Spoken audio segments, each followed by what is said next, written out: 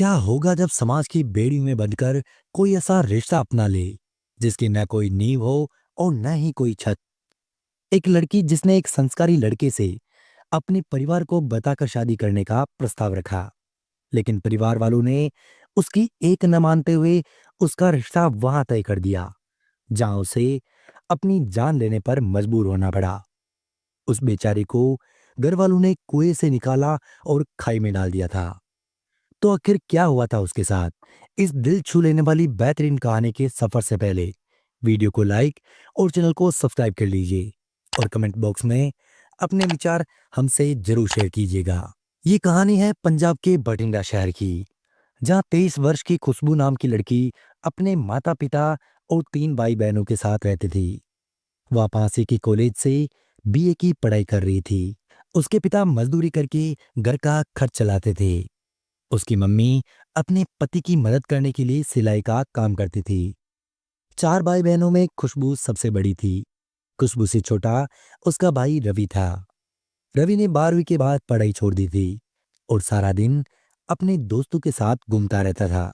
खुशबू भी घर खर्च के लिए बच्चों को ट्यूशन पढ़ाया करती थी।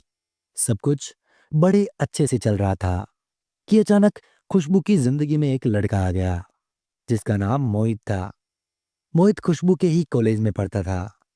मोहित ने पहली बार खुशबू को कॉलेज में देखा था और देखते ही वह उसे पसंद करने लग गया था। जब मोहित ने खुशबू को कहा कि वह उसके साथ पूरी जिंदगी बिताने के लिए तैयार है, तो खुशबू ने अपने घर वालों के डर से उसको मना कर दिया। पर मोहित ने हार नहीं मानी। वह खुशबू को परेशान न करके उसका दिल जीतने के लिए कुछ न कुछ करता रहता था। मोहित बहुत अच्छा और संस्कारी लड़का था। खुशबू भी कब तक उसको नजरअंदाज कर पाती। आखिरकार उसने भी मोहित से कह दिया कि ठीक है, मैं तुमसे शादी तो कर लूंगी, लेकिन तुम्हें ये वादा करना होगा कि तुम हमेशा मेरा साथ निभाओगे। दोनों एक दूसरे से अब प्यार करने लगे थे और एक दूसरे के साथ वे बेहद खुश थे। दोनों कॉलेज में काफी समय साथ में बिताने लगे थे और कभी कभी बाहर भी घूमने चले जाया करते थे। खुशबू को ऐसा लग रहा था कि जब भी वो अपने माता पिता को इस बारे में बताएगी, वे इसके बारे में आराम से मान जाएंगे। खुशबू बहुत खुश थी कि उसे मोहित जैसा पार्टनर मिल गया था, पर उसे इस बात का डर भी था कि अगर घर पर क्या पता मैं बताऊं और ना माने तो। पर वह खुद को ये कहकर समझा लेती कि मैं सबको मनाकर मोहित से शादी जरूर कर लूंगी। धीरे धीरे समय बीतता गया और उनके रिलेशनशिप को अब 1 साल पूरा हो गया था। समय के साथ साथ उनका प्यार और भी गहरा होता चला गया। अब दोनों में से किसी के लिए भी एक दूसरे के बिना रहना बिल्कुल भी संभव नहीं था। रिलेशनशिप के 1 साल पूरा होने की खुशी में दोनों कॉलेज बंक करके कहीं बाहर घूमने गए। पर उन्हें क्या पता था कि इस खुशी के बाद उनकी जिंदगी में तूफान आने वाला है। वो दोनों बाइक पर सवार होकर कहीं जा रहे थे कि रास्ते में खुशबू के भाई ने उनको देख लिया। जब तक वह कुछ बोलता, वो दोनों वहां से निकल गए थे। रवि ने घर जाकर सबको ये बात बता दी। खुशबू जैसे ही घर आई, सब उस पर बरस पड़े और पूछने लग गए थे कि कौन था वो जिसके साथ अपना मुंह काला करवा रही थी। खुशबू एकदम से अवाक रह गई थी कि घर पर यह सब किसने बताया। उसके पिता ने भी गुस्से में आकर कहा, तुम्हें कॉलेज पढ़ने के लिए भेजा था या ये सब काम करने के लिए? बस बहुत हो गई पढ़ाई, आज से तेरा कॉलेज जाना बिल्कुल बंद। खुशबू रोती रही कि ऐसा मत कीजिए, आप एक बार उससे मिल तो लीजिए। उसका नाम मोहित है, मैं उसके साथ खुश रहूंगी और हम शादी करना चाहते हैं। पर किसी ने उसकी बात नहीं सुनी। जब मोहित को ये बात पता चली, तो वो बिना किसी की परवाह किए खुशबू के घर जा पहुंचा और सबसे कहने लगा, मैं खुशबू से बहुत प्रेम करता हूँ, यकीन मानिए मैं उसे हमेशा खुश रखूंगा। लेकिन खुशबू के घर वालों ने मना कर दिया और कहा, हम हमारे हिसाब से अच्छा लड़का देखकर शादी करेंगे इसकी। अगर इसकी मर्जी से शादी हुई तो हमें बिरादरी वाले इस बिरादरी से बेदखल कर देंगे। मोहित और खुशबू ने सबको बहुत समझाया कि समाज हम सबसे ही बनता है, ना कि हम समाज से बनते हैं। पर किसी ने भी उनकी बात न मानी और मोहित को घर से ही बाहर निकाल दिया। उसके बाद वो लोग खुशबू के लिए रिश्ता देखने चले गए। उन्हें यूपी के एटा से एक रिश्ता आ गया था। लड़का सरकारी नौकरी करता था। घर में उसकी माँ, पिता और एक बहन थी। खुशबू के पिता ने सरकारी नौकरी को देखते ही उसका रिश्ता उसके साथ तय कर दिया था। उधर मोहित मौका देखकर खुशबू से मिला और उससे कहा कि चलो हम भाग कर शादी कर लेते हैं। शादी के बाद धीरे धीरे सब कुछ सही हो जाएगा। लेकिन खुशबू ने इस फैसले में उसका साथ देने से मना कर दिया।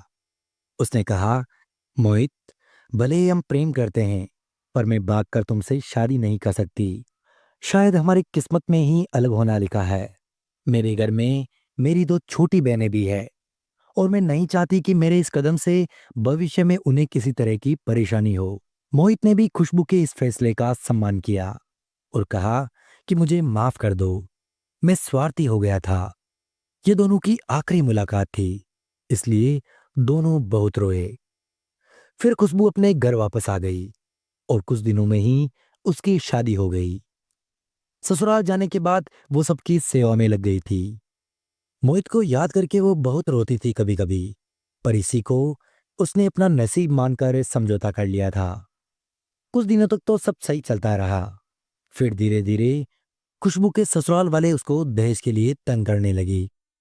खुशबू ने उन्हें कहा कि आपने तो दहेज लेने से मना कर दिया था और मेरे पापा मजदूरी करके घर चलाते हैं, वो दहेज के लिए रुपए कहाँ से लाएंगे भला।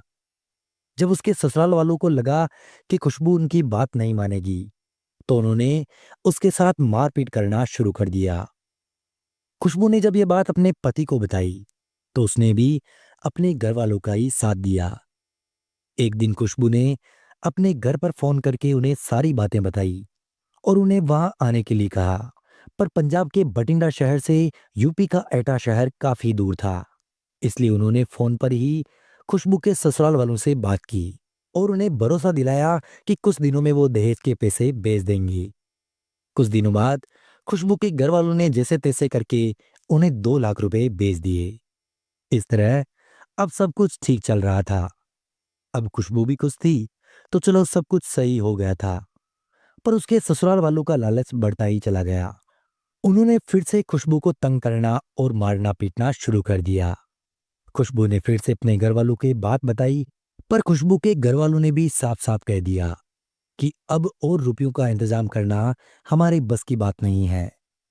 खुशबू के मायके वालों की तरफ से ये जवाब सुनकर उसके ससुराल वालों ने खुशबू को बहुत ज्यादा तंग करना शुरू कर दिया।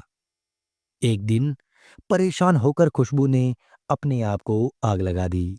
उसके ससुराल वाले उसे बचाने की बजाय वहां से भाग चुके थे।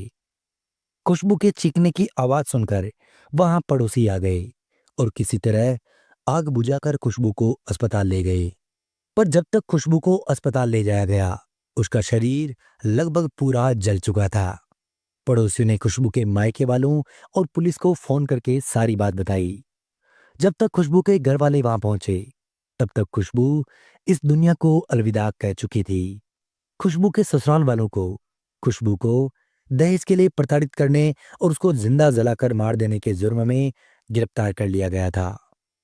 अब आप ही तय कर लीजिए दोस्तों कि इन सबका दोषी कौन है। खुशबू के घर वाले, जिन्होंने बिना कुछ जांच पड़ताल किए सरकारी नौकरी के लालच में उसकी शादी तय कर दी, या खुद खुशबू, जिसने अपने ऊपर हो रहे अत्याचार को चुपचाप सहन किया और पुलिस की मदद नहीं ली, या फिर यह समाज जो न जाने किन बेड़ियों में जकड़ा हुआ है, न जाने कितनी जिंदगियों की बलि चढ़ा रहा है। हमारे संस्कार में यह नहीं हो सकता कि जो लड़का अपने साथी को समझता हो और एक दूसरे का सम्मान करता हो, उसे एक साथ जीवन बिताने की अवसर दिए जाए, या फिर छोटी उम्र से ही अपने बच्चों के लिए जो जोड़ियां पहले ही तय कर दी जाती थी, कहीं वो सही तो नहीं थी।